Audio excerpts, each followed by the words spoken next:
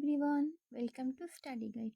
আজকে আমরা ক্লাস 7-এর ভূগোল বইয়ের এশিয়া মহাদেশ নবম অধ্যায় থেকে সমস্ত ইম্পর্টেন্ট কোশ্চেন অ্যান্সারগুলো পড়ে নেব।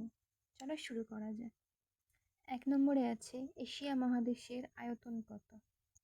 উত্তর হচ্ছে 44,57,900 বর্গ কিলোমিটার। 2. এশিয়া ও ইউরোপ মহাদেশ দুটি কোন অখণ্ড স্থলভাগের অংশ?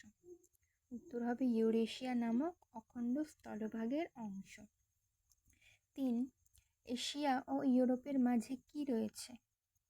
ইউরাল পর্বত এবং ইউরাল নদী। 4. এশিয়া ও আফ্রিকাকে কারা আলাদা করেছে? লোহিত সাগর ও সুয়েজ খাল। 5. পৃথিবীর সর্বাধিক উন্নতম স্থান কোনটি? পাকিস্তানের জেকোবাবাদ।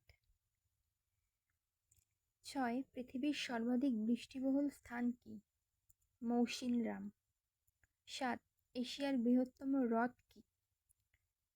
কাস্পিয়ান সাগর। 8. উন্নত মেসোপটেমিয়া সভ্যতা কোন নদীর তীরে গড়ে উঠেছিল? উত্তর হবে টাইগ্রিস ইউফ্রেটিস নদী উপত্যকায় গড়ে উঠেছিল। 9. গঙ্গা নদীর উৎপত্তি স্থলের নাম কি? গঙ্গোত্রী হিমবাহ। 10. চীন সভ্যতার আঁতুড়ঘর কোনটি? হোয়াংহো নদী উপত্যকা। 11. তিব্বত মালভূমি কোথায় অবস্থিত? হিমালয় ও কুয়েনলুন পর্বতের মাঝখানে। 12. মঙ্গোলিয়া মালভূমি কোথায় রয়েছে? তিব্বত মালভূমির উত্তর পূর্ব দিকে রয়েছে। 13. কাকে ও কেন পিত নদী বলা হয়?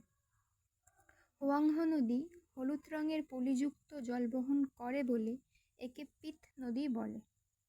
14. টাইগ্রিস ও ইউফ্রেটিস নদীর মিলিত প্রবাহের নাম কি? উত্তর হচ্ছে সাত এল আরব।